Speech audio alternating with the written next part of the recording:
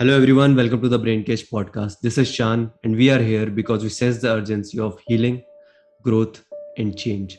Our goal with this company and podcast is to bring you tools and inspiration so we together can create a flourishing world, both inwardly and outwardly, for ourselves and generations to come. My guest for today is a teacher, an author, and a Sufi mystic, Zahir Khan. He is here in the house today to share his love and wisdom with us all. This conversation is our attempt to demystify and normalize truth seeking, soul searching, aka spirituality.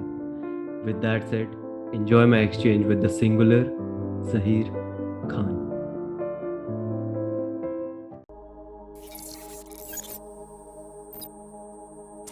I'm going through your content since morning, and you're quite well versed in kind of this art of messing up. The self-sabotage thing's pretty like good. to mess up a lot. Although you don't mess up. What I've noticed, like he's talking about messing up, but he's not messing up in any of the conversations. No. I think what it is I think it's kind of weird because you don't really get a will in this thing. So because you don't really get a will in this thing, you, despite your best efforts, it still keeps going. So like I was joking around with this guy who does my YouTube videos for me, does like the editing and stuff. And I literally turned around and said, despite my best efforts, this stuff is still growing. And he was like, congratulations. Because there's not really a personal will involved in this kind of work. You know, if this was a job, it was a 9 to 5 and we're living in this limited separate self, then yes, we can believe that we have this idea of choice and an idea of free will and an ability to do things. When you let go completely and accept, your second point about self-realization and the acceptance of it, it is literally the end of you as an illusory character. Yes, the character still exists and still functions in the world, but there's no real center to that person. There's no real individuality or somebody trying to claim something. So yeah, it gets interesting. It's very, very interesting. So yeah, despite your best efforts to mess up, you find that life just puts you in the right place at the right time constantly. And you realize after a while that you have to just keep surrendering. The surrendering will continue. It will just continue. Because there is no real pinnacle of acceptance or surrendering or letting go. So we're always bringing up something that needs to be let go of. And that just leads to a clarity and a deepening in the clarity. And yet there's no deepening because it's really just happening in now. So it's just a really paradoxical way of living. And yet this is how we all function. And hence this is just a reminder there. Yeah. And before we launch, like, I don't record this. Yeah, far away. Yes, sorry. Yes. You can just create a masterclass out of this. What you have said this right now, like if you can just take these words and just we start decoding this whole whatever you have said. There's so much wisdom in there, and we will do that. Okay. But before we launch into the conversation, I think I would like to show an enormous amount of gratitude to M. McGowan, who connected us. I'm really grateful that she did that, and we had like last just because I know she's watching right now, so we had this 1 hour long conversation like earlier as well, and there were so many insights, and we were in this kind of flow state, and I hope we get there. Maybe you are there all the time, and I hope I also. We're all there. We're all there. That's the cosmic joke. That's a cosmic. We're all there. We're all there. The joke is that we believe we're not there, and that's what creates all of this. The belief that we're not there. Yeah. So if we examine that belief, we realize it's not real. Right. That's where when I think about like. What happens in these spiritual circles, in these spiritual groups, whether it's online or whether it's in real. What I see is most of people, I'll say 99% of people are just beating around the bush. They're just wasting enormous amount of time being there. And it's like my heart always bleeds when I see that. Like, there's so much time wasted reading those books, and going to those seminars and listening to Yeah. the gurus. Yeah. And what I have recognized, like I have never been there, although I've read some Mm, books because mm, I'm mm, a voracious reader, so I like mm, to mm, consume my content via books. mm. But what I've seen, it's just avoidance of discomfort. And Yes. when I was thinking about like what we are gonna talk about, so Mm, I was like, if somebody goes through this podcast mm, and he or she is not feeling a sense of discomfort, mm. then either we are also just beating around the bush, or we are just doing this for entertainment purpose, and we are It's a also bit of both. It's a bit of both. We also you for are the wrong you are people. quite a Yeah. good entertainer, I would say. You're all like I try. There's humor involved in this because it's one huge joke sometimes. There's yeah. that film Road to Perdition, and there's a scene where Mm, Daniel Craig's like laughing, and somebody goes, "Why are you laughing?" Is because it's also fun. Some people it will be entertainment, and for some mm, people it's a way of life as well. You know, mm, they enjoy going from teacher to teacher to teacher and reading the yeah. latest book. I mean, you know, I term those people advanced seekers because they could walk into a talk and do a better talk than me easily because they've read Mm, all the books, they've got all the buzzwords and what have you. But you know, you're right. 99. I remember years ago saying 99% of seekers will seek but never find because they don't want to find. There's comfort mm, in our seeking. It gives us an identity. You know, we can say we're spiritual. right. We can then judge the rest of the world as well and say, Mm, oh, you know, look at me, I'm so spiritual compared to you. So, yeah. yeah, it's something that's readily available to everybody, Mm, and yet very few people take the invitation. Which, yeah, yeah, that's another entire podcast in itself as to why they don't do that. So, yeah, we could be here for days. yeah. Mm, The one thing I loved about your work is mm, what sets you apart from like this spiritual culture is what I have mm, noticed, that mm, you're very much authentic, and you're mm. very very vulnerable when you're on the stage, or whenever you're making those videos or you're posting something. Yes, yes, yes. What I've seen in rest of the people who are Mm, like, although mm, you don't like to label, but mm. for the Yeah, sake yeah, sake yeah. of kind of identification to Mm, these spiritual gurus, mm, mm. they come from this place of perfection, and they Yeah, yeah. never Uh-huh. talk about what they have gone through, and Mm-hmm. they never talk about like their what's happening in their life in on a daily Mm. basis, like that discomforts which they are Yeah, going yeah, through on the daily basis, and yeah. you're quite Mm-hmm. open when it comes to that. So Mm, that makes your content, the message you are trying to portray, mm, mm. much relatable. Like when I listen to you, I can relate that, oh, okay, I Yeah, have been yeah. there. Okay, what Yes, he is talking about, like I have been there. He's not yes. uh, sitting somewhere on the mountain top and I Yeah, am sitting below yeah, the mountain top and I'm just looking above yeah, to some deity and I'm listening. yeah, No, you are just yeah. sitting beside me. You're saying, dude, Mm, mm, I've been there where you are, mm, mm, and mm. I can like maybe guide you a bit. So That's what's needed. yeah. That's what's needed because we make it so impossible.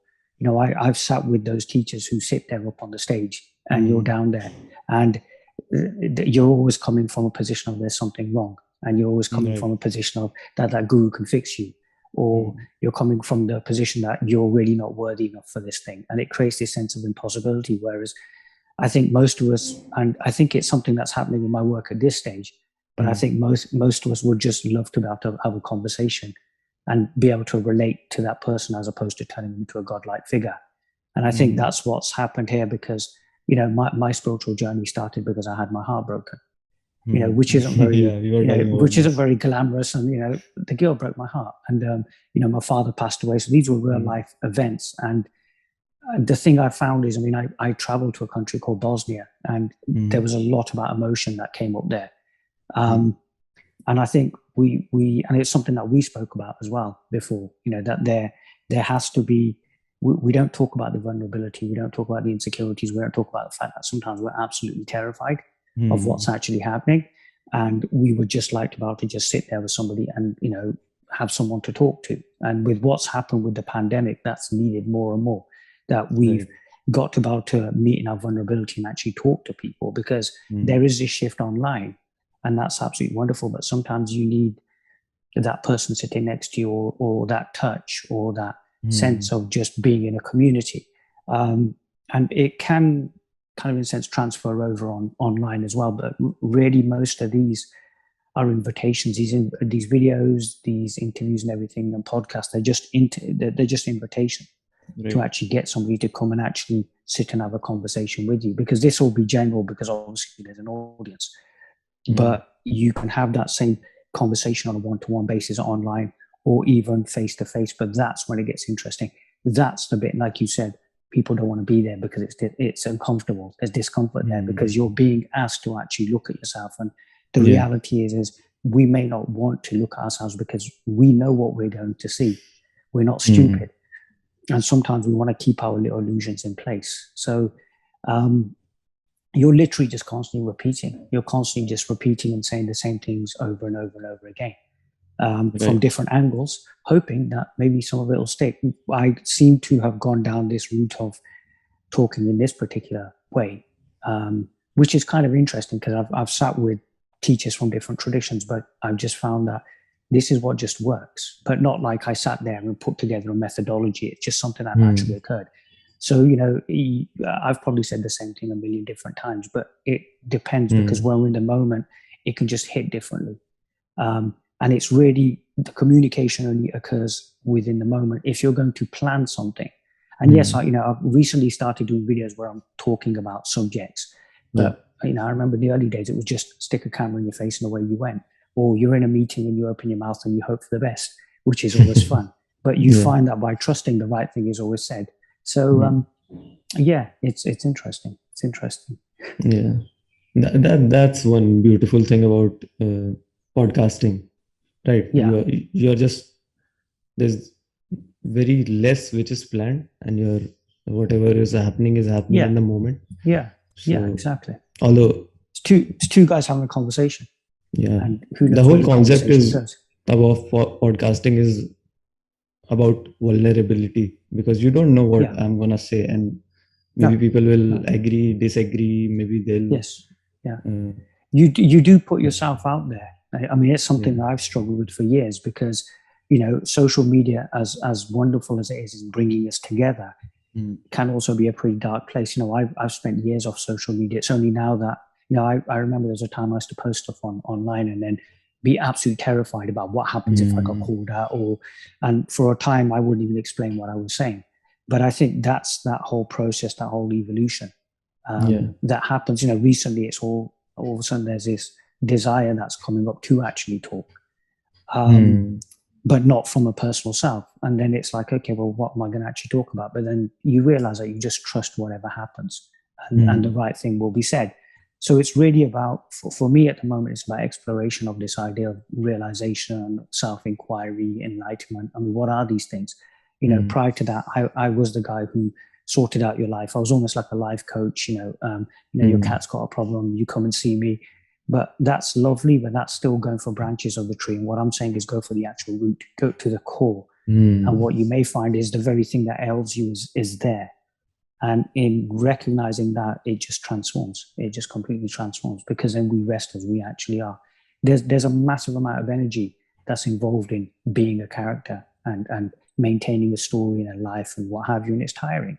And I think this is why we're seeing such a rise in mental health issues.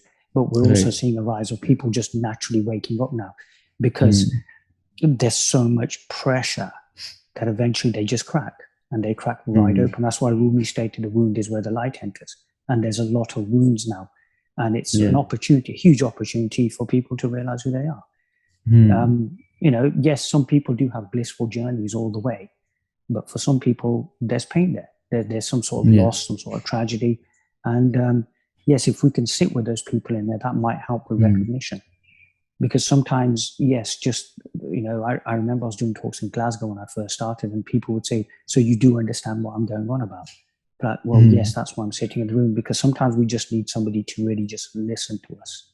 That's become something that's dying as well now. We're too busy wanting to give our opinions instead of listening, and we miss opportunities, huge opportunities, every single moment to realize who we are. Right. And just live empowered lives.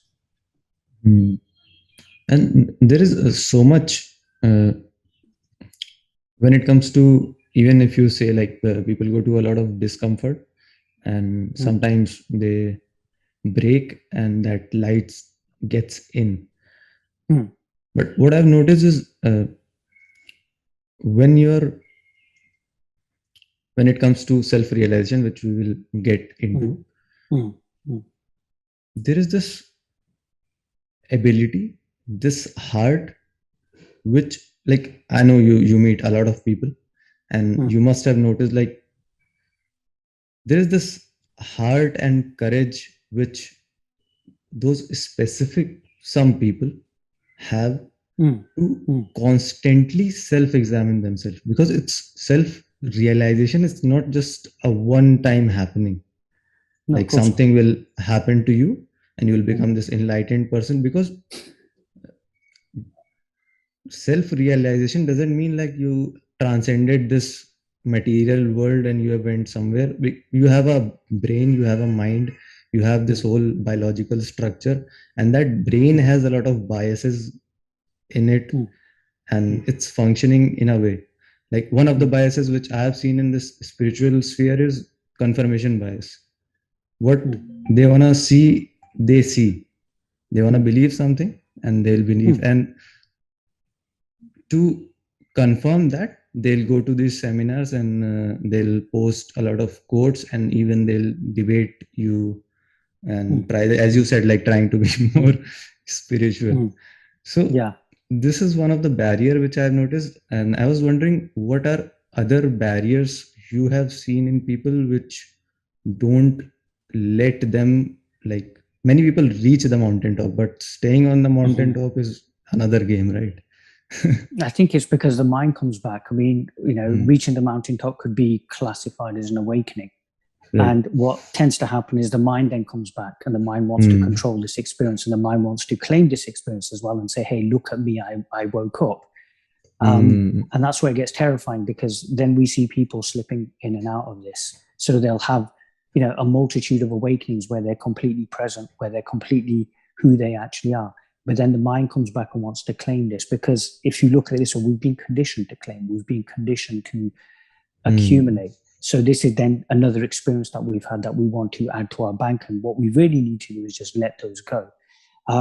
In terms of permanency happens when this interplay between this mind trying to claim something and something happening stops.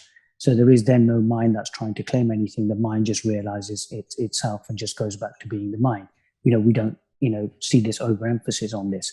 And then it's also seen that there isn't really anybody to claim enlightenment or claim realization or say that something happens, because it is, in a sense, and I use the word in a sense, the death of the character. And then it's not something that anybody can say, yes, I'm enlightened. What does that even mean? Yes, you can say that, but again, what does it actually mean? So you kind of get into this place where you realize that you're just literally nowhere. And yet in can you emphasize on this this phrase, death of the character? What do you mean by that? It's just, you realize that there's nobody who can do anything here. You realize there's no one here who can actually be enlightened, that it was just an idea. There was just an idea that somebody was going to wake up. But what were they going to wake up to? What were they going to wake up to? And that's meta level stuff. Meta level. I'll take that as a compliment. What were they actually going to wake up to?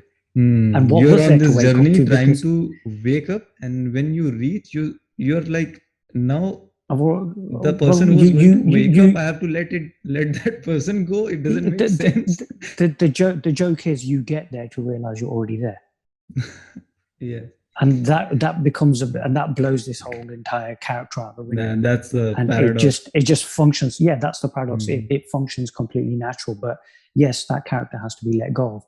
But then the problem is the character cannot let go of themselves. It's like me asking somebody to kill themselves. You're going to really think hard, but the letting go does happen. But the letting go happens not from the side of an elusive character, but from the side of grace itself, which just decides, okay, I'm just going to let this go now and just be as I am. Because with the thing we're seeking, if we were to view ourselves as that thing which is prior to mind, then we'd see that there's nothing to do, there's nothing to get, and that there is nothing that actually happens. It's just all a play. It's Shakespeare said it best: life is but a walking shadow that struts and frets its hour upon the stage. It is a tale told by a fool, full of sound and fury, in the end signifying nothing. In the end, it all signifies nothing. And that just stops.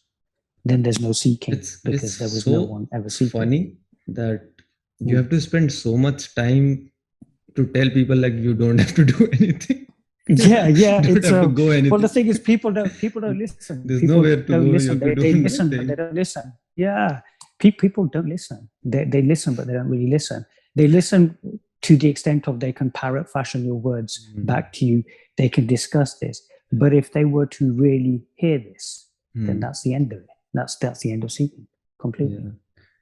Yeah. I'm really curious how your journey started, how you started on this adventure, and like what prompted you. Like I know that breakup prompted you, but apart from that, what was the belief the came prompt in that I was and broken. who you are? That's a huge question. I would love to hear that answer. Okay, right. And okay. From where you are coming from and what kind of led you here. Okay. What prompted this all to happen was obviously on the surface, we're talking about a relationship breakup and we're talking about the death of my father. What really got me going was the belief that somehow I wasn't enough and I was broken. Because up until that moment, my life was pretty planned out. I was alpha in the truest sense of the word. I was going to go to law school. I was going to become a lawyer. And, my life was pretty planned out. And then over the space of 6 months, it just fell apart and I couldn't understand why. So I literally took my conditioning and my mindset and tried to figure it out. And I came to the conclusion that something was missing, that I was broken in some way. So I started then looking at different self-help methods to, understand what happened to me, because I couldn't understand that I'd done absolutely everything right and yet everything had gone wrong. This went on for a couple of years. I ended up meeting a Sufi sheikh from the Qadri order, and I took bay'ah, which was a pledge of allegiance to him. I became his student for about 8 years or so. He didn't really talk to me. I say to people that he spoke to me for about 10 minutes or so, and that was literally, I am your teacher, you will listen to me. And he asked me to look at all these different traditions, which I ended up naturally doing. He also kind of quite cryptically with me and another guy sat in the room, so I said, oh, you'll teach one day. And, this is my first day or second day with this teacher, and I have no idea why I'm even there. I don't know what Sufism is. I don't know what it means to be a student or anything. Yeah. So for about 8 years, he just didn't say anything to me. And I didn't really ask him any questions, which in retrospect now was the best way to possibly teach me. I think telling me something would have just completely messed things up. I then started looking at different traditions like non-duality, Advaita, Buddhism, Zen, pretty much anything I could get my hands on. It was around this time I came across the idea of enlightenment and decided that was the solution to all my problems. The only problem was, how do you get enlightened? Because there was this character that was trying to get enlightened. Yeah. The biggest shift was when I realized one day that I wanted what the teacher had. Prior to that, I'd been one of those students who was, we're only here for serving the teacher and we are nothing. And enlightenment's this impossible thing. When I finally admitted I wanted to know what he knew, that's when my journey really began, because a huge amount of the journey just disappeared in that one statement. The rest was then really just about how. I then started speaking to several non-duality teachers and had 2 awakenings. One lasted about a couple of weeks. The second one lasted about 2 months or so. And after each awakening, what would happen is I'd wake up and I'd go, wow, I'm enlightened, I'm free. And then it would disappear because my mind would keep coming back. So this Yeah. happened twice, and then it came to the point where I was literally just thinking about this stuff 24/7. So I intellectually knew it. I could probably do a really good talk about it, but just knowing it wasn't enough. And what happened is one non-duality teacher turned around to me and said, well, just because you wake up, it doesn't mean you'll be free, you'll be enlightened. And to me, that statement, I couldn't live with that statement, because I couldn't imagine a world where I would have seen this thing, but not been able to attain it. So for about 3-4 months, I was just really, really intense seeking. And then I heard of some young Sufi guy, and I went to see him, and we had some conversations. Nothing really too specific. And then a couple of days later, I was sitting there, and there was this statement that pretty much every single teacher from every single tradition I'd ever sat with had made. And they'd all said the same thing, literally word for word. And I remember just thinking to myself, they're all saying the same thing. And that realization that everybody was saying the same thing just ended all sense of seeking. And that was it. It was, I talk about it in my book. It was literally like there was a thought that was just whirling inside me, like almost like a physical sensation. And then it was just gone. And I knew I wasn't looking anymore. I then, I think, took a period of 3 to 6 months to literally integrate, because I would read books and kind of go, I can't be functioning in the same state as these people that I'm reading about, like your Rumis or your Ramana Maharishis. I then ended up doing some talks at the Theosophical Society in Glasgow. And again, it wasn't anything planned. I just walked past, the doors open. I walked in, asked if I could do some talks. They said, what about? And I just went, non-duality and Sufism. So there wasn't really even I had no idea. So this young guy sits in this room every Wednesday. People turn up and he opens his mouth and he hopes for the best. This lasted for about 3-4 months. And then I decided it wasn't really for me. I then appeared again in 2011, was interviewed by some podcasts, did a few talks. Again, no, it's not really for me. Fast forward to 2015, and I've just got this job in this IT company. I'm meant to be starting that Monday morning, and I'm lying in bed, absolutely terrified. Like, I can't do it anymore. I just can't go and start this new job. And a friend of mine came into my room and he said the words that are the only reason that I'm sitting here right now, which was, would you like a cup of tea? Had he said anything else like, you're starting your work today, why haven't you got ready? I would have just died. So I literally turned around to him and I look, I don't know what's happening. I just can't do this anymore. And he started telling me a story. And he just said, look, if this is what you're meant to be doing, then this is what you're meant to be doing. So I was in Glasgow at the time. I went to the Theosophical Society and I said, look, could I have my old room back on a Wednesday?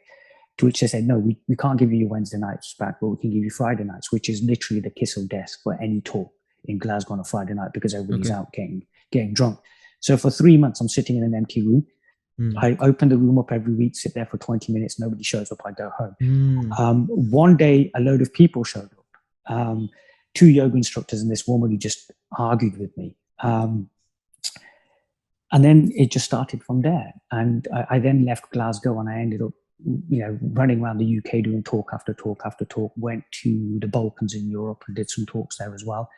Released 2 books. I'd written a book called Falling into the Mystery. That was then published. I ended up doing a talk in Watkins bookshop in London, and then another book on poetry called Reflections.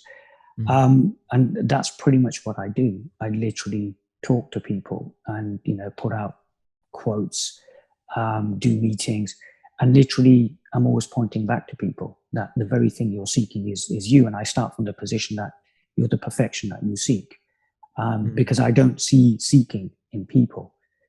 I think that's just an idea. It's a belief, and it's a persistent belief. And it's really just about reminding people that you're not a set of beliefs or a set of conditioning. And yeah, that's what I tend to do. And it's literally however it's meant to happen. So sometimes somebody can come to the room and it's really about a relationship or a money issue or something like that. And that's why they're really there, because the problem with enlightenment is it's become a catch-all term. So if your life is a mess, you hear the word enlightenment, you go, oh my God, I need to get enlightened. It's the cure to all of my problems. It may just be that it's actually a relationship issue, or a money issue or whatever. And what you do is that kind of tends to weed away the people who aren't really serious. And then what you'll find is there are people, and yeah, like you said just earlier on, there's a lot of talking remind people that they're the thing that they're looking for. So it's a crazy existence, but I'm grateful for it. And yeah, ask me a question, we'll take it from there. Really. Yeah. What hit my mind from what you said is when this seeking comes to end, and I don't know, it's enlightenment or it's nirvana or bliss or whatever, or it's just life, whatever you wanna call it. But yeah, I don't think there is anybody who don't get in these zones where this, what we can say, all needs come to end, or maybe this seeking comes to end. We are not seeking anything in that moment, and we are just like, it feels like everything is perfect as it is, right? And then, as you said, like the mind comes into action, and mind starts rationalizing, judging, comparing it to the past, the future, where we are going, and what has happened in the past, and that reality gets distorted, right? Okay. And the epiphany you had was that this seeking has, like, the whole point of what you were doing was to seek something. And okay. and Okay. you will get there, like the funny thing is, you will get there when that you will stop seeking. So yeah. So how The you thing like is, I tend to say that seeking stops and seeing starts. There's a difference. It's like that saying, you know, before enlightenment, chop wood and carry water, and after enlightenment, chop wood and carry water. Life continues. Realization is constant. Enlightenment is constant. You know, bliss is constant. Nirvana, whatever you want to call it, is constant. What you find is there isn't a need anymore to look for it because it's already here. That would be quite possibly the shift that can happen. But there's such a sense of impossibility with that shift for so many people that it's occurring right now, but many people don't believe it's occurring to them, because it literally means that every story, every excuse, every belief, it just becomes redundant. We don't have any excuses anymore. And that's a really brave and empowered way of living. But our reliance on the mind, our reliance on this limited way of living terrifies us at the possibility that all of that could go. So it's it just stops. It just stops, and then there's just life. But it seemed that there was always life. naturally. So even when they were seeking, yes, it's occurring all the time. It's whether we will stop and recognize it. Most people will not stop and recognize it. So for them, it becomes this really, you know, impossible thing to happen. And when I say that, I don't mean to say that I'm in any way better or anything like that. It's just literally, can we just stop and can we just be present to whatever the moment brings? And if we could, we would see ourselves for what we truly are. So when I was seeking for this thing, that was the very thing I was seeking. And the need to know as to why that was happening, that just pretty much dies. There isn't really a need. If answers are to come up, I think we spoke about this the other day, sometimes you can just ask the question and there's no need to know what the answer is. But there's a trusting that if the answer is needed, it will occur as and how it needs to occur. So its life is just really just seen as a play. But that's when we can really live life, because we're not living life from this position of conditioning and ideas, you know, with all this kind of, in a sense, baggage that we're carrying around with us. We can live life very lightly and very, very freely. And life becomes very expansive then. It becomes absolutely beautiful. It creates these beautiful situations. But then we realize that this natural way of being, of, you know, with all these different tools like synchronicities and what have you, has always been there. We just fail to recognize it. But then what life does, when life wants to grab your attention, life will do whatever it needs to do to stop you, to make you think. And I think that's something that's echoed in the rooms as well. It's literally about stopping people so that they'll just see who they actually are. And stopping can take a myriad of forms. You know, sometimes it's about sitting with somebody, you know, in silence. Sometimes it's about literally having an intellectual discussion. And sometimes it can literally be quite, you know, adversarial. and getting into an argument. Whatever is coming up in the moment is whatever's coming up in the moment. But that's the beauty of it, because it literally just comes up, and there's just this observation of it, and like, wow, what does this mean? So, for example, a couple of months ago, and I'm feeling the same energy now, I was asked this really beautiful question about compassion and attachment. And it was absolutely beautiful because it just stopped. Everything stopped. And it was just, okay, how do I answer this? So then there's just this trusting, and I don't remember what I said. I have no idea what I said. Somebody was listening and was like, wow, your answer was completely bang on. But it's not really about you trying to do anything, because that's where it kind of, we then have to know about this subject matter. We have to say that we have answers. There are no answers. There are no answers. If there are any answers, they lie within you. So really it's about holding up a mirror and getting that person to look into that mirror. A lot of people, as you said, probably don't want to look into the mirror. So that's like you said, your heart bleeds for these people, because really what they want is entertainment. But there's reasoning for that as well. It's whether they will examine the reasons as to why they do that. For some people, this is mere entertainment. For some people, this is a way of life. It gives them a sense of identity. Right. It gives them a way sometimes to just, spiritually bypass everything in their lives.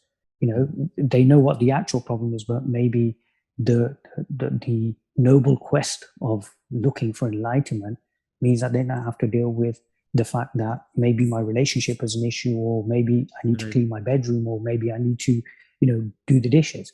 Because sometimes what we may find is doing the dishes might be the way there. So everything's an invitation. It's whether we'll accept that. There is a lot of spiritual laziness, like finding excuse to be lazy because I'm spiritual. Like I'm labeling myself as spiritual, so I'm allowing myself to be lazy. For example, I'll not work out because I accept this situation. I accept my body for what it is. So I'm not going to go to the gym, and I'll not work out my body. I'm not going to eat well because I accept the situation. Everything is fine. Whatever it is, everything is perfect. I'm a spiritual being. Why I need to eat good? I can eat junk food because I'm spiritual. You are not. Junk food will affect you. It will not affect me. I'm the Buddha. Yeah, because I'm spiritual. Yeah. I think that's a misunderstanding. That's a complete misunderstanding. And this is just few funny examples. There are so many rules which people have when it comes to this subject matter. That's why it gets very, very complex, and it also gets very, very funny when you think about it. And as I said, like you were saying, it's all about self-examination. So this constant self-examination, and everybody doesn't have the heart and the courage to go through that, because there is a lot of suffering involved. It's like peeling off your own skin all the time, every time, 24/7, just constantly watching yourself. It does get easier. It does get easier, but and we can handle so much more as well. But it is, unfortunately, I think it's because we don't really listen. We don't really listen, or we misinterpret. A classic example of that was, I remember sitting with my teacher, and he said to me, "Go get yourself a job." And I was like, "Okay." And then he left. And a week or two later, I was told to get a job. 3 months later, it had been interpreted as what the teacher actually meant was that you need to work for the school and you must renounce everything and what have you. So the teacher returns a year later and he goes, "Did you get yourself a job?" And I was like, "Oh, I thought it meant this." And he was like, "No, I literally meant get a job." And I think this is where it gets a bit complicated, because what happens is we take very simple statements and we imbue them with this huge supernatural quality that, although this was said, actually this was meant. And that's when we get into the realms of like literally Harry Potter for grown-ups. And, we find spiritual laziness and we find spiritual bypassing, because we then don't live in reality as is. We create this alternate reality in which we do become spiritually quite arrogant, because like you said, I don't need to work out because I'm a spiritual being, but you over there are fat. What I mean? And it's like, but so am I, but I'm a spiritual being. But, so we literally stop looking at what actually is, and we create this set of rules. So in a sense, we move further away from the goal, even though we think we're traveling towards the goal. So we although we can't travel backwards, it's almost like a sense of we start traveling backwards because of the fact that we won't be honest with ourselves. We won't inquire into the nature of our existence. But more importantly, even more important than that, we won't be honest with ourselves. Because if we were really honest with ourselves, and that's why I suppose I speak the way I do, we would realize that most of us are a mess. I spent my entire life looking for this thing, whatever this thing is. And only now I'm seeing that I want to get my life in order. I want to do certain things. And I find it's quite a frightening place because for me, the ashram was my world. The dargah was my world. And now I'm out in the world. And nobody really cares. Nobody really cares if you're enlightened or, you're self-realized or whatever that means. As a matter of fact, most people don't even understand that. Most people, when I speak to them about what I do, they're just like, so you write books, is that what you're saying? And I'm like, yeah, okay. And you find you then have to navigate a world which is completely in separation, in which the very thing that you've been trying to go against in your life, you're there. So then you have to interact with people differently as well. So in a sense, life becomes this huge teaching. I mean, I learned so much from ordinary people who have absolutely no interest in this. It's incredible because to them, it is about, the 9 to 5, the 2.4 children, and, the foreign holidays every year. And to them, that's life. That's what it's all about. I've got my TV programs. I've got my football team I support. And there's nothing wrong with that because that's what works for them. I remember talking to this man who said to me, I really want to come to one of your talks. And I said, you're not going to come to one of my talks. And he was like, why? I was like, well, you live in a £500,000 house. You have 2 adorable daughters. You have this great job and you have a beautiful looking wife. What's wrong? And he went, yeah, you're right. So spirituality does tend to attract the broken. And sometimes it attracts them so that they can hide here because life is quite terrifying. So this is why most people don't really want to be, don't really want to wake up because waking up takes those excuses away. If I'm sitting in a dargah or I'm sitting in an ashram, I've got an excuse. And really, if we look at the root of that excuse, it's probably because I'm actually terrified of life. So when I believed myself to be broken, I couldn't engage in life. So to me, this was the safest place to be amongst other broken people. And I wasn't living. One of the biggest turning points for me was I was in a store in my hometown of Coventry, my sister, and I picked up this jacket. And I turned around to my sister and I was like, what do you think of this jacket? And she was like, it's an old man's coat. And I realized I wasn't even up to date with the latest fashion. I didn't know what was happening in the world or anything. And something just broke. And I just remember thinking, you'll die like this. Because it's an avoidance of what is. It's an avoidance of life. True spirituality is life. Right. It's living, unashamedly, no holds barred, making the mistakes, having that vulnerability, having those moments of victory, having those moments of defeat. And hopefully out of that, we come out braver, wiser people. Or what we find is that we know so little. This journey now into life and talking to more people is now making me realize how little I know. And it's really humbling. But I'm really grateful as well. So there is a constant learning. So realization is constant. Like you said, it's not a one-time, pinnacle event. And then you sit there and you're just drenched in light and everything. And, there's a glow coming off you and people go, oh my God, that's him. It's not like that. Life is so much more than that. Yeah, it will happen to you all the time. Sorry? Realizations will happen to you all the time on this journey. Like you're walking, you're seeing something and some epiphany happened to you. Exactly. You're sitting by yourself and something you realize. It happens all the time. Yes, exactly. I don't know why people don't understand. Like universe is this infinitely huge, complex thing which has no ending. How am I able to understand it in its entirety? Realization, for another word for realization, is understanding, right? Yes. So, but the arrogance of the character is such that the character believes that they will. The character cannot control its next thought, but believes itself to be powerful enough to know the mind of God. I love the meaning of mystic. The word mystic. I love that, the meaning of that word. People try to label people enlightened and gurus and whatnot. Yeah. But I think this word mystic has a great connotation when it comes to that. All it means is a person who realizes that universe is a big mystery. Just Yes. that. Nothing Yes. else. He's not trying to Yes. decode anything. He's not trying No. to rationalize. He's not trying to intellectualize. He's just, Yes. when he's like, right now you are here. Yes. So we Yes. are talking, we are using the mind. Yes. But if suppose Yes. you're sitting on your balcony, you're Yes. just saying like, what the hell, man? What the hell it is? Yeah. It's Yeah. just one big mystery. I don't know what it Yeah. is. So it's just that. Well, But if I you will think say that's this what. in your talks, then people will not come again. Oh, That I don't know. you'd be surprised. You'd be surprised. Uh-huh. There are a lot of people who I've got a lovely group around me, Uh-huh. and a lot Yeah, of them you were are telling. on their own journeys. Yeah. And a lot of them are doing this inner work, so to speak. And I use the term inner work very, very loosely. But what you find is that they do go through a lot. I'm able to evoke the kind of reactions that you kind of imagine. Some people are triggered by me. Some people absolutely love me. I was just kidding. People will still come.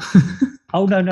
I've had people say all sorts, but it's just after a while you don't take any of it personally. You just see that this is the character playing what it is. I mean, Right. I So tend to say that you will see all when you're human saying nature. they Sorry. say certain things, you're saying like they question you and they argue with you in a certain way. Yeah, that's fine. Yeah, of course, yes, Okay, of course, because the reality is that you are going to trigger people.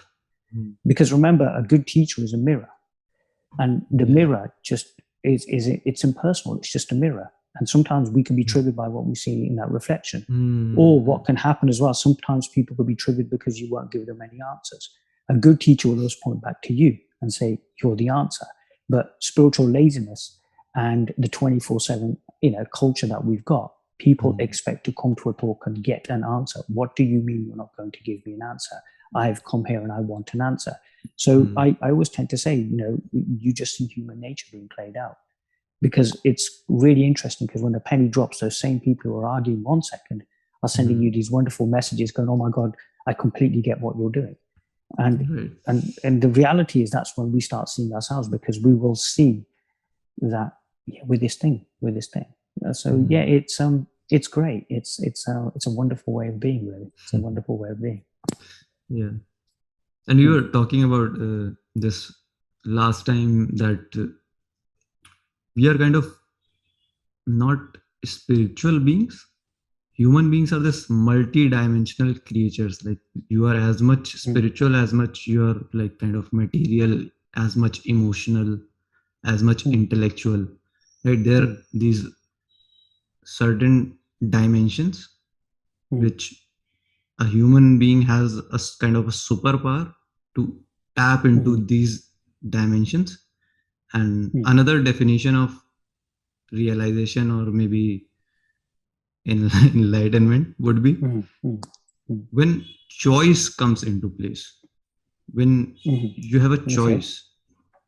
Okay. I'm just like, there's a question mark in front of this. Do we have a choice? Yeah, I was about to say, do we have a choice? We have a choice? Like, when is there, like, we come in this kind of position when there is a choice, like I can choose if I want to engage intellectually.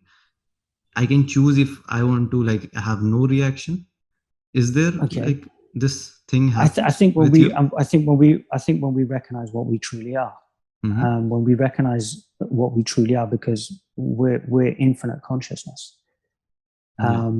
And as we recognize ourselves as infinite consciousness, there's literally just an exploration that happens. There's just a seeing. Like I said, seeking stops and seeing starts. And it's just this vastness. And within the vastness, anything can occur. So, the idea of choice or no choice can occur. And it can occur simultaneously as well. What you find is it's whatever comes up in the moment. So what we find is freedom is really freedom. So it's huge, it's expansive, and it's constantly expanding. And in that, anything can happen. So in that, the idea of choice can happen. In that, idea of claiming can happen, of not claiming. Because a lot of people, their idea of enlightenment is that it will be this, but not that, which is another separation, which is a complete another separation. In freedom, anything can occur. And that's what gives us choice, choicelessness, no choice. And the decision is made really within the moment. But who's making the decision is absolutely irrelevant. It's not coming from a personal self. And yet, if a personal self is needed, for that moment, then that's absolutely fine. Like I remember being asked a question, who are you? And the answer at that moment was, I'm me. And that really blew the other person's brain out. But no, I'm expecting you to say, well, I'm infinite consciousness appearing, and disappearing. But the answer that was really needed was, I'm me. Simple as that. There was another incident as well where I was asked the same question. So who am I? And I was like, well, your consciousness. But please don't say that in a nightclub at 2:00 in the morning when you're zeroing in on that girl. That's why I asked you this question, because I know there is no answer. I'm me. I'm me. But then that me that doesn't mean invites anything. Me. That me invites an exploration. It invites an exploration. Well, what's me? Yeah. And then that's where we get that conversation flowing. Yeah. Yeah. There is no definition of you. If you're talking this earlier, like you meet certain people and they try to put you in a box. But I can give you a definition, but it's who cares? I mean, I can turn around and say, well, I'm infinite. I'm infinite consciousness. Yeah, who cares? I can say I'm infinite consciousness, but then 10 minutes later I could say, well, I'm just me. And it is really next time I'll be in an interview. And the interviewer will ask, tell me about yourself. I'll say, who cares, man? Who cares, mate? I'm all good here today. It's any answer. Whatever the answer is whatever comes up in the moment. And I think that's where people get stuck, because they need their answers to be static. They need their answers to hold the test of time, but answers can change. Positions can change. So you can be saying one thing one moment, but then the next minute you're saying something else altogether. And that can be quite disconcerting to a mind that's looking for structure and looking for clarity and looking for an answer, because then it can say, look, I've got this thing. I understand it now, and now I can claim it. The mind has no place here. They are looking for absolute truth. And the only absolute truth is like there is no absolute truth. The absolute truth is like this constantly. Like it's a living thing, and no living thing is absolute. Like it's when I have struggled this like with this myself a lot, trying to find this absolute truth in this universe, and nothing is absolute. Whenever I find something, and few months after, like I'm a fool. Always it ends I'm the fool. I'm the fool. Whenever I'm saying joy. This is absolute, I'm the fool. It ends very badly. That's the absolute joy. The whole not knowing, because in that place of not knowing, we're open. We're open to anything occurring, which when we want to know something, we're limiting our options. So what we're saying is, I want something to be a certain way. And because you want it to be a certain way, you're limiting so many options. This is when people are seeking, they have an idea of what enlightenment is. So they're not looking for enlightenment, they're looking for a confirmation of the idea. And that confirmation of that idea is what causes seeking to continue. And it creates this place where they're stuck, because all of a sudden the mind is not open. They're not stuck, actually, I will not say they're stuck. When, like, what happens when you seek something, the universe is like that you find it. You have this picture of this enlightened person in your head, and you're trying to be that person. So your whole body, your whole psychology is acting in a way. You are like, I want to be this person who is accepting everything. So your psychology is, okay, even if it's not accepting, it's saying that I'm accepting. Like I heard this story. This woman goes to a spiritual guru, and he teaches her something like how to go in this place of where there is no thought present. And she's wandering around telling everybody that I have learned how to stop my thoughts and blah, blah, blah. And months go by. She's speaking on stages, and then somebody points, like asks her a question like, what's going on in your head?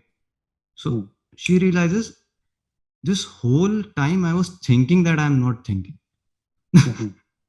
She was thinking this phrase that I'm not thinking, I'm not thinking, I've stopped my thoughts. Which means she was thinking. But she didn't realize it, because she wanted to believe that I'm a spiritually enlightened person. But that's when we go into the realms of advanced seeking. We go into that realms of the subtleties, but there's still someone observing these subtleties. There's somebody still trying to do something. Realization isn't anybody doing anything at all. But it sounds completely impossible that position can happen. So, for example, a similar example to that was people saying, well, there's nothing to do. If we break that statement down, nothing to do. So I've got something to do. I've got nothing to do now, which is still doing. And it's got to be even, in a sense, even lighter and even freer than that, because people are sometimes still holding on to something. Think about it. There's nothing to do. Mm-hmm. There's nothing to do. There's nothing I can do. Right? So nothing I can do. So the mind can be tricked into, well, okay, I'll just go into this idea of spiritual laziness now. Nothing I can do, because the mind will work. I'm doing like nothing all the time. Yeah, forcing if you say myself to do nothing. there's nothing to. I remember the funny thing was, the person who explained that to me was just this girl who used to work as a secretary in the firm I was working at, and she goes, "Yeah, it's really funny when people say there's nothing you can do, so they're still doing nothing."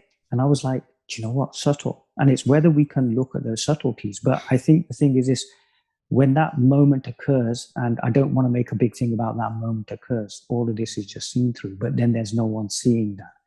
So it becomes something that can never really be spoken of. It's something that has to be experienced, and it has to come from an experience. Because what we'll find is we can go forward and backward on this all day long.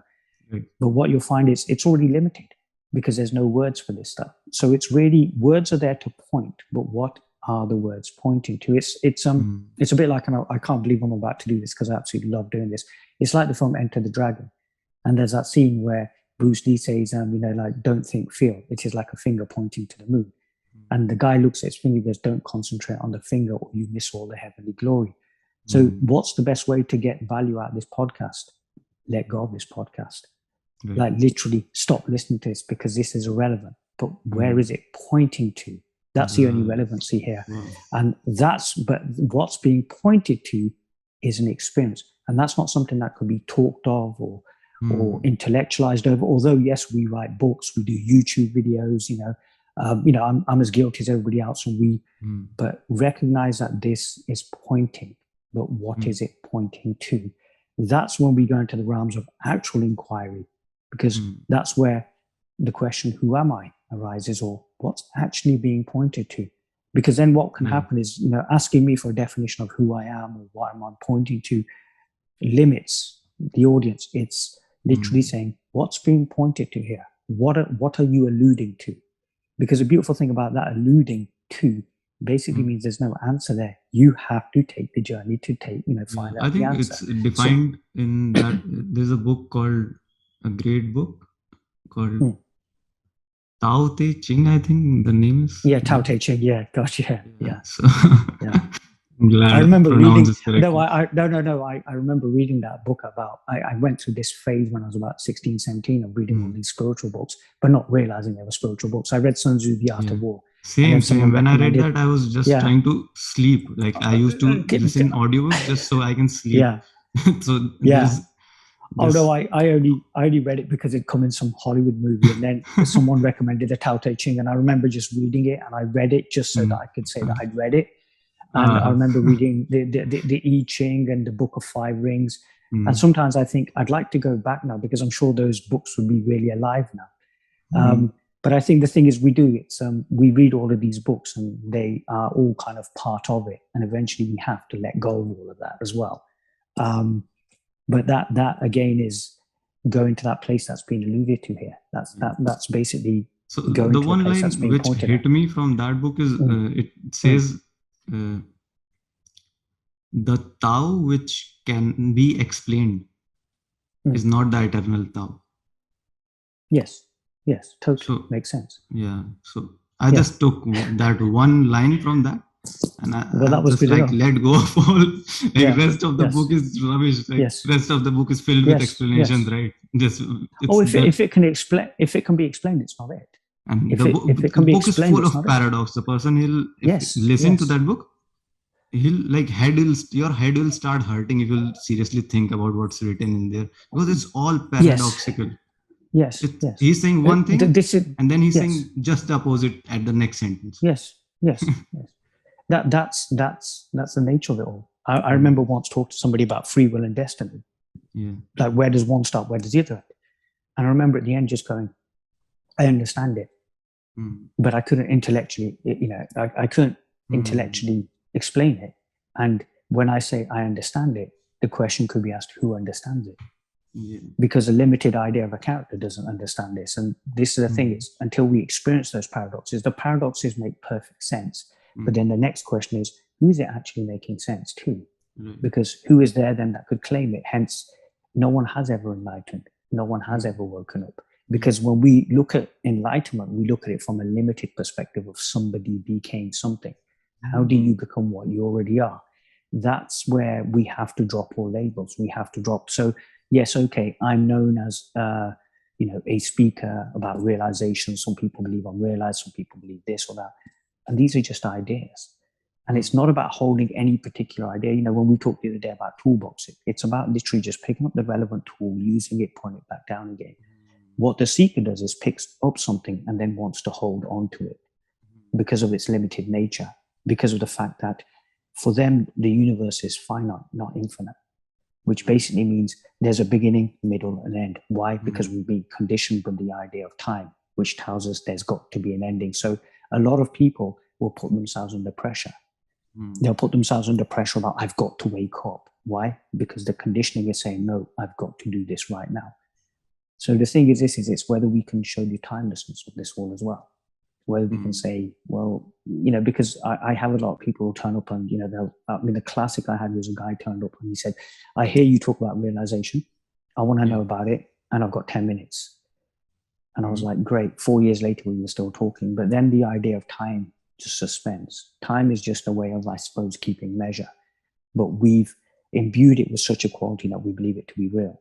And because of that, we believe there's a beginning, middle, and end. And hence, we want our enlightenment, our realization to have a beginning, middle, and end, have these lovely little signposts, have terms, have techniques and methods and what have you. Why? Just to keep the individual self happy, to keep it safe.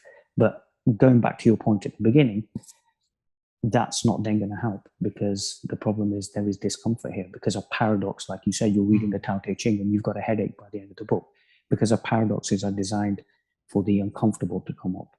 Hence, the wound is where the light enters. Or, the best way I was explained it was somebody said, if I meditate, if I sit down now and I meditate, thoughts will come into my mind. But if I go and hit my toe, I stub my toe right now. And so in now. So sometimes the discomfort, the thing that we're running from because we've been conditioned from, to move away from uncomfortable emotions, are really quite possibly the fastest way to get there. Because when we are in pain, there is only pain. There isn't another thought. If I hit somebody, they won't be thinking of anything else. There's just that pain and it's immediate and it's now. And that shows us who we actually are, because this is now. And then when now is realized, there isn't really anybody realizing now. There has only ever been now. And now has this illusory existence that's coming up, manifested as different characters, different beings, what have you. And it's all an invitation back to itself. So everything is an invitation. Duality that we all rail on, duality is just one huge invitation. It's one huge pointer back to itself. So everything ultimately then just collapses into just now. And that's what's so incredible about it. And I think that's what causes the discussions to happen. And, I have no idea who you were. I had, no idea of who you were up until about a week ago. And yet life in its infinite wisdom brings two people together. We have this lovely conversation the other day, which we could have quite easily have put up anyway, because there was some wonderful stuff being discussed there. And then this happens. And do I feel there'll be more conversations? Yes, I feel no doubt we'll have other conversations. However, the beautiful thing is being completely open to the fact that there may not be, because there's just this eternal now. Yeah, there's just this eternal now. And that eternal now is doing, whatever it wants to do. It's crazy. It's absolutely crazy. And yet it makes perfect sense. Yes. We can make all sorts of plans, but of course, at the same time, we have this freedom to not to stick to them. Like plans are necessary. Yeah. You have to have a direction, like where you are going. But you have to have this liberty as well, that if I have to go there and I'm gonna from here to here, I can go from here, wherever I want. I have this liberty. I can take any turn, whichever I want. Yes. It's a balance. It's a balance. Sometimes we know where we're going to go next, and sometimes we don't. So sometimes life itself gives us glimpses. This is what you would, I suppose, call psychic phenomenon, or intuition, or just deja vu's or what have you. So sometimes we're not separate from life, but life is dancing with us sometimes. And it's literally going, okay, go here, do this. And that can be, intuitive thought. Or sometimes it can just be complete, just silence. A couple of days ago, I spent the entire day doing absolutely nothing. And, I was like, what's going on here? About 4 or 5 o'clock or so, there was just this shift. And, people started ringing. I was doing this. Yesterday, I had one of the most productive days I've had in absolute months. And all of a sudden, there's just this sensation of like, look, I've got to get my work done.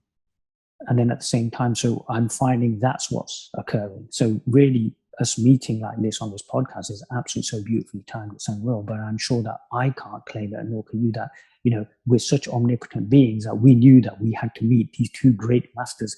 One from India, one from the UK, had to meet, and we had to have the discourse. Yes, we can play around with that. We can play around with that, and I sometimes do. I will joke around in my talks.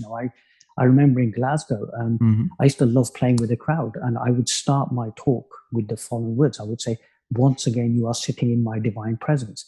And I would do it in a perfect Indian accent. So I'd say, once again, you are sitting in my divine presence. And then, so everybody's like, hold on, what's going on here? And it's just another way to just jam the mind. And then I'd go, but just remember, when I speak like this, it's authentic. If you speak like this, it's racist. And that would just really mess up the room.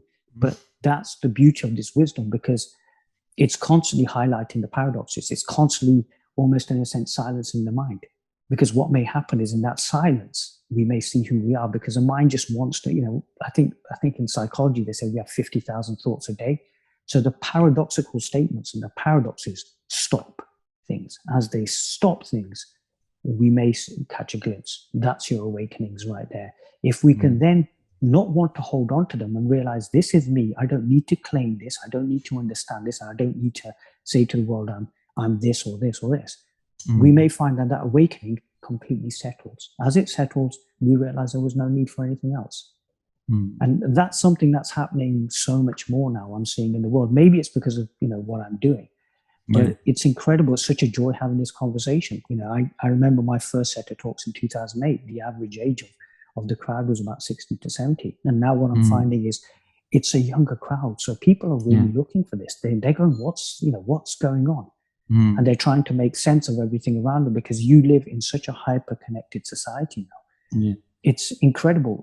Had this been 40, 50, 60, 70 years ago, I would have had to travel to you, or you would have had to travel to me. It would have been a real arduous journey.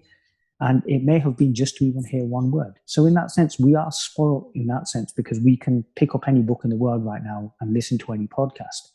Not just about hyperconnectivity. It's maybe you have realized in your work that there is something happening with the universe itself.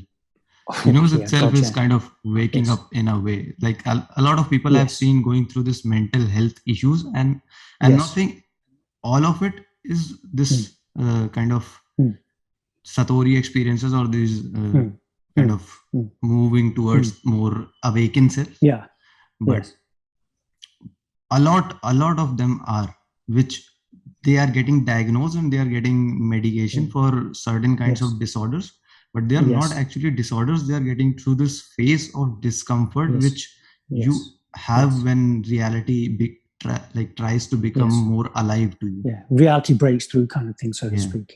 It's funny you should say that. I'll give you a real life example of that. I had a psychiatric nurse who used to come to my talks, and he goes that he committed someone. He read the guy's symptoms and he committed it. So they put him into an asylum and stuff, and he was there for a while. And then he goes, 6 months later, I had the very same thing happen to me. And I realized that, oh my God, I've just committed someone who's going through something spiritual. But I think this is where true spirituality has to come to the fore. If we look at the Indian subcontinent, there was a time when India was, in a sense, the light of the world. 25% of world GDP came from India. And the reason for that is because we were all living in this natural way of being. There's a very famous Sufi who once stated, a reality with no name has now become a name with no reality. And it's whether we can go back to this nameless, formless place where we don't have to call it Advaita, or we don't have to call it Buddhism or Sufism. But I think we're seeing that happening because there's a dropping away of that. The traditional modes of teaching are starting to drop away. We're now all questioning. I think it was that Bollywood film, PK. in which there was this like real questioning of, hold on, is this actually real or not? And I think we're seeing the emergence of a much more simpler and innocent spirituality, which doesn't need to be labeled. As a matter of fact, even the term spirituality doesn't need to be there. Which then just leaves us with a reality. It just leaves us with two guys on a podcast chatting away. And if somebody can pick up something from this, absolutely wonderful. Because what was really beautiful about that psychiatric nurse is the first time we met, I was having one of those days. And, so the first 20 minutes of the talk was really, really quite aggressive. And he goes 20 minutes into the talk, he just knew what was happening. And I think this is it. I think reality will always offer clues. And sometimes it can be in something really simple. So you could be walking down the street, turn around and smile at someone. And that smile could be enough for them to recognize that this is the person I need to speak to. But that's when we're in this place of real presence. But that presence can break through any time. I mean, there's a wonderful book called Collision with the Infinite that was written by a woman called Suzanne Segal. If you ever get a chance to read this book, read this book. She literally was a woman going on a bus. She was stepping onto a bus in Paris and she split in two and she was observing her physical body moving. And I think she went through counseling and everything to try to resolve it all until she realized that she was functioning in this completely enlightened state. And she wrote this book and spoke to people, and her work impacted so many people. And yet this was someone who for many years, because of misdiagnosis and this and that, actually thought she was going mad until she realized that she was functioning in this way when she met other people functioning like that. And I think that's what's so beautiful. There's a saying that says birds of a feather flock together. And I think we're seeing that in the world now, that thanks to the internet, people are meeting who normally otherwise wouldn't have met, or maybe would have met some other way. And that's creating this conversation. I think I really loved something you said the other day when you were like, I'm out with my friends as well, but they think I'm a bit weird because I'm doing this thing. But it's incredible how, I always say that, insanity is what's happening out there. Sanity is what's happening here. So the weird people are actually the same people because they're seeing it for what it actually is. But I think it is actually growing. But I think that's also leading to a demystification of this now. And we have to challenge these ideas of impossibility, and that maybe it is really just about conversations. I just so enjoyed the conversation we had the other day. To me, that was like, wow, we should have just recorded this and put it up. But maybe that was it. And this is then just more for the general side of things, right? But it's the conversation. The conversation is beautiful, and then the conversation collapses. There's silence, and the silence is where it's really at. Talking of other day, you said like this Maslow hierarchy of needs. They have needs, right? First is survival needs, then there is relationship, then there is kind of whatever's next, esteem, self-esteem, something like that, which is work, I think they mean by that. And then there is this self-actualization on the top of the mountain. And from our previous conversation, if some psychologist or psychiatrist is listening to us, I have this proposal of the new model. You can do some scientific research on that, which Zaheer has proposed. Like first, flip it on its head. I was thinking about that. I was like, he's saying self-realization should be in the bottom. Okay, but I was like, I have to contribute something into this model. But I'll not put self-realization in the bottom. I'll put survival first. First food, air, water. No. Always no. Put the go all the way. Realization. So let's iterate on this idea for a few minutes. Like why self-realization on the first, then survival, then relationship, then work, then. Because it's the core of everything, and it will take care. It will take care. And what I mean by that is if we look at ancient cultures, the children, I think in the Bedouin culture, the first 6-7 years of a child's life was they were given to Bedouins to train those children. And there was I believe, a French philosopher called Jean Piaget who stated, give me the boy, I'll give you the man. I think he was part of the Jesuit movement. And I think what it is if we go for Maslow's hierarchy of needs the way it's traditionally set up, we are creating limited beings. And then what happens is when they get to that pinnacle of I now need to become whole with the universe, what happens is most will never attain the goal, so to speak, because of the fact that they're coming from a place of limitedness. Now, an example of that is I have a lot of people who are very successful in the world. And what happens is they reach the pinnacle of their success and they realize that that money, that relationship, that status didn't buy me the happiness I wanted. What they then do is they come into a talk and using that conditioned behavior of attain, attain, attain, attain, attain. And this was something that I remember you were saying the other day. They try to attain spirituality, where in fact spirituality is about letting go. If we start from that base of letting go, if we start from the very core idea, we create much more well-adjusted, whole, complete, courageous, and empowered beings. Because what then happens is we are living from a state of inquiry, and what we find is everything is taken care of. So, for example, when I first started speaking, again, 6-7 years ago, I was terrified. I didn't know where I was going to pay my rent. I didn't know how I was going to survive or anything. And yet I found myself in a much more abundant position than when I had been trying to climb the corporate ladder, when I had tried to plot and plan and what have you. In the last 6 years, I've probably done more in my life than I ever did when I was this person trying to do something. So books have been published on, I'm running around. And what's incredible is I didn't think I was capable of any of this. But if we start from that place of actualization then shows us that our limits and our stories and our conditioned thinking isn't actually real. So we're continually then in a space of inquiry. We are continually then pushing our boundaries out. And we're continually seeing that we're more than what we believe ourselves to be. We then realize that survival, status, relationships and everything can occur naturally. So for example, relationships, why are there so many relationship breakdowns? Because we see two people who come together and one has an image and so has the other, and they fall in love with the image. And then what happens when the image slips? They're like, oh my God, you're not that person I fell in love with.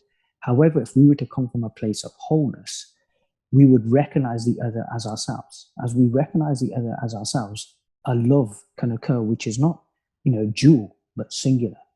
And in that singularity, everything occurs. So if we start off with the singularity, if we start off with the very core of things and build outwards, we can have much more empowered lives. However, if we go the other way of, I'll get everything in place and then I'm going to deal with this, what you'll find is your conditioning, your thinking and everything, you are having to unlearn. But you spent an entire life learning. Whereas if we, which is why the educational system could have just started from there. Why you have to just? It's a bit like most spiritual approaches will say. Most spiritual approaches will say you have to learn this, and this. Oh yeah, and by the way, you have to unlearn it all. And that's why so many people don't make that final jump, because you just condition this poor disciple to learn for 15, 20 years, and then you want him to let it all go. But he has invested time, money, energy. He's suffered. He'll want a payoff. And this is the thing. This is why a lot of people will come to talks and they'll know everything. But why will they not give it up? Because they cannot accept that the thing that's being sought is as simple as this moment right now. How can it be? I've read countless books. I've gone to countless seminars. I have traveled to other countries. I've listened to podcasts. You can't tell me that it's this simple. Why? Because there's an accumulation. And then we're asking them to let go. It's alien to them. It's completely alien to them.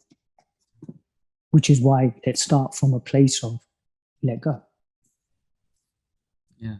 It's not about addition. It's about negation. Subtraction. Exactly.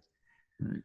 The more we can add on. Yeah. We can add on, but you have to see if that person will then be strong enough to let go of that. So we can use methodology to add on. Obviously, you have to add on if you are living in this world to function as a human being. You have to constantly add on, and as the world is moving forward in this insane speed, you have to teach yourself how to add on very, very fast things. But I think also has to come into place is this sense of detachment with those ideas.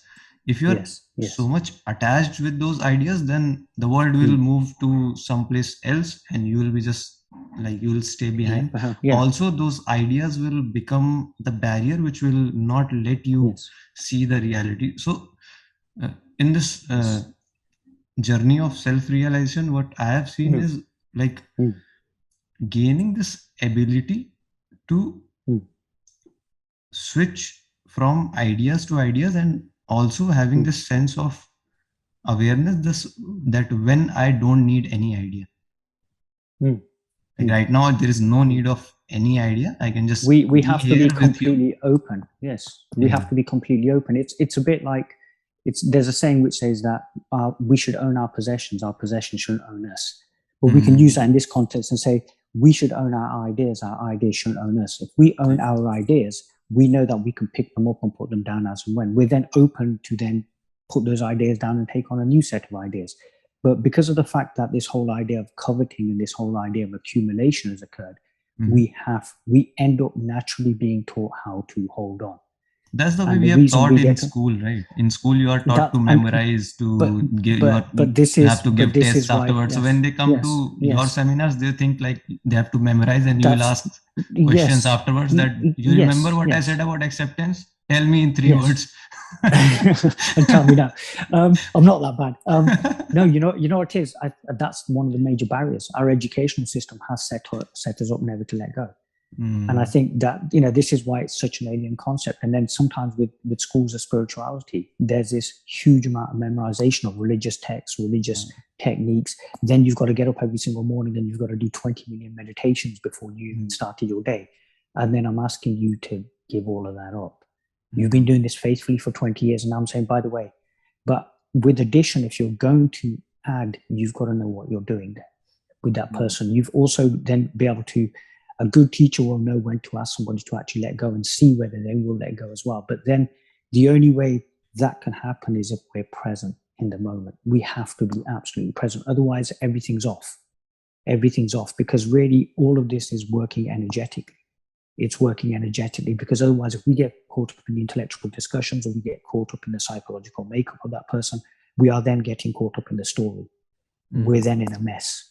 And it's about seeing past that. So sometimes I can have people come to a talk and they will completely tell me one thing, but their energy is telling me something else altogether. Or they'll completely tell me I'm completely wrong and I've no idea what I'm doing and blah, blah, blah, blah, blah, blah, blah, blah. I've got one at the moment who's doing that. And yet their energy is saying something else altogether. The way they act is saying something. But the thing is, people will fight. They will try to convince you. So there's that very popular saying that energy never lies. So the best place to be is where the energy is, because in that energy, there's no you, there's no me. There's just a singularity. The singularity is completely innocent. It's completely whole. And I think when something that's limited meets something that's whole, the limitedness, the illusion has to go.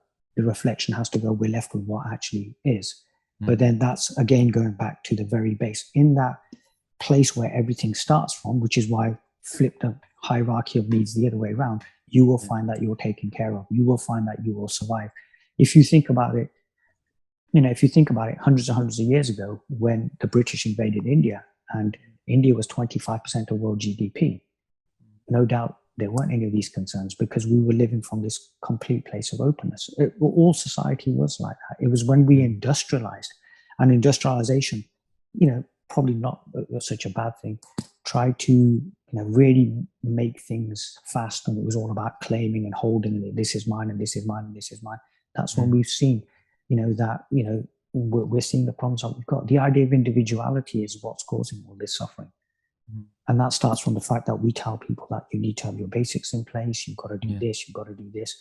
And what happens then is that idea is propagated generation upon generation upon generation. So somebody who's been taught limitedness all their lives is going to teach their children that as well.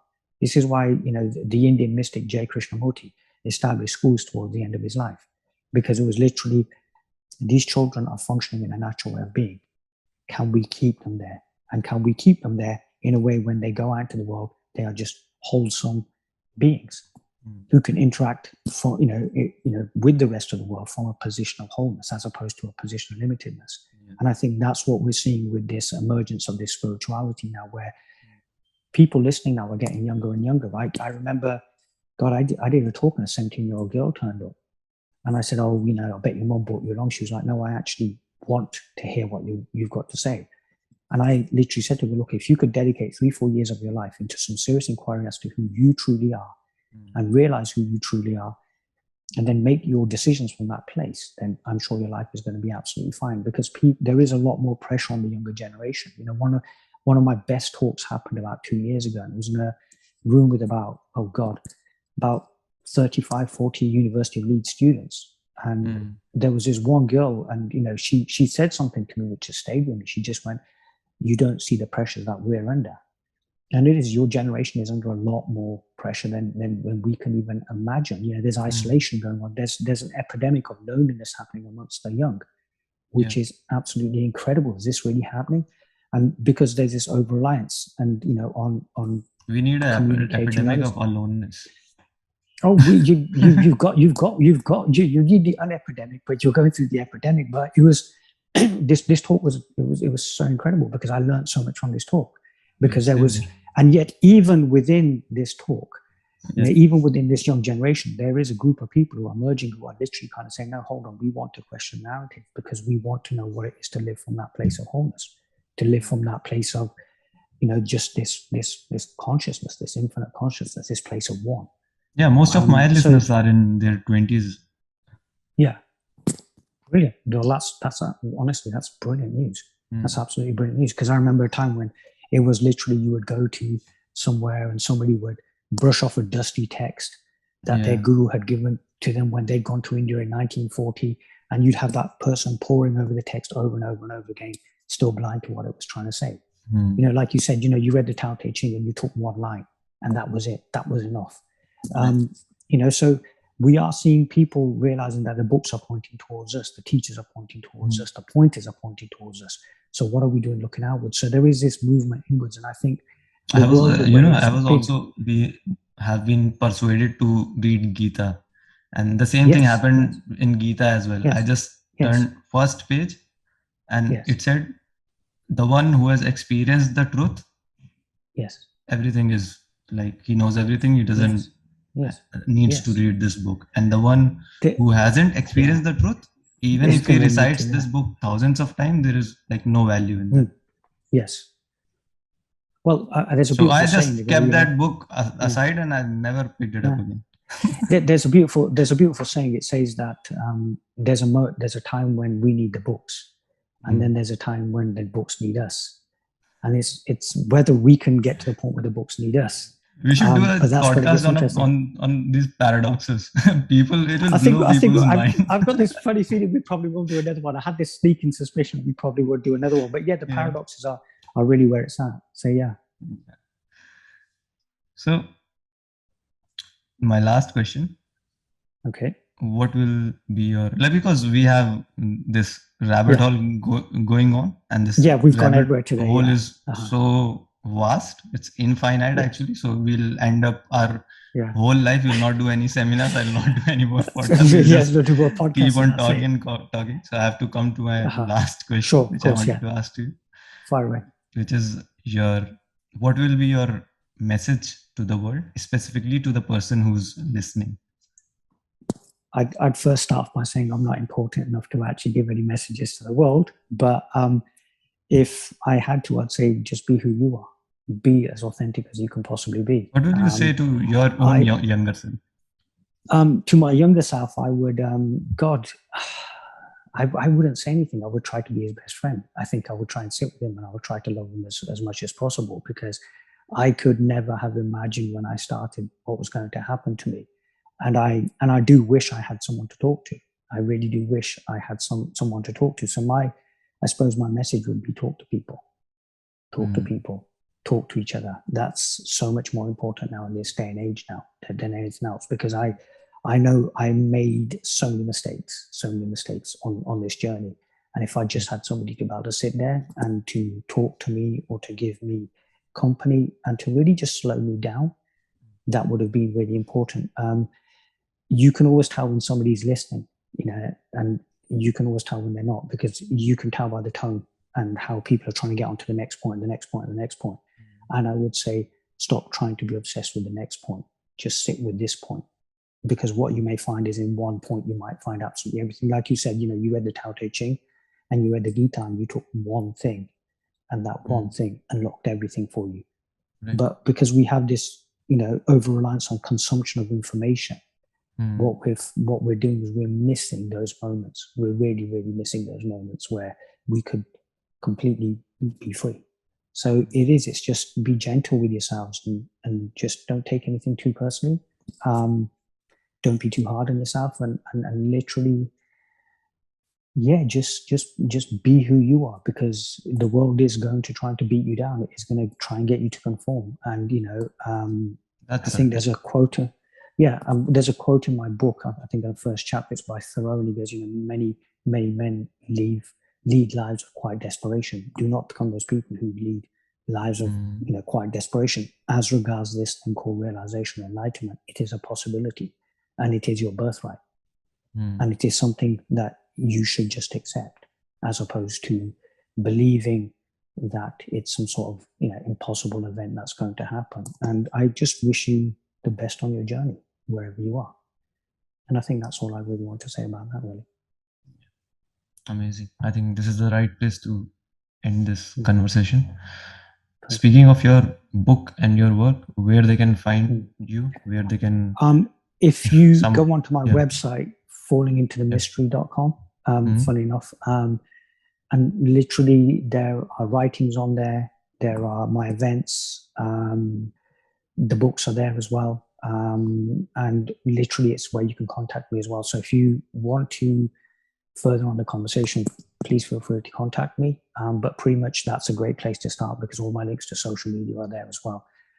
So my Facebook, Instagram, Twitter, and what have you. So yeah, you can follow me on there as well. And just join the conversation, and we can see where it goes. Yeah, amazing. Thank you so much for coming on the show today. I really enjoyed this conversation, and I really believe in what you are doing. And if you need me, like in any way, if I can be of service, just let me know. I'm here. Thank you. Just a message away. Perfect. Likewise, same here. If you need me in any way, shape, or form, please do. And again, thank you so much for having me on the podcast. And I think it would be completely remiss of me not to mention Em at this point and say thank you, Em, for making that connection as well. So yes, thank you so much. Thank you. Yeah. So until next time, stay strong, stay stubborn, and keep climbing. There is no end. Thank you.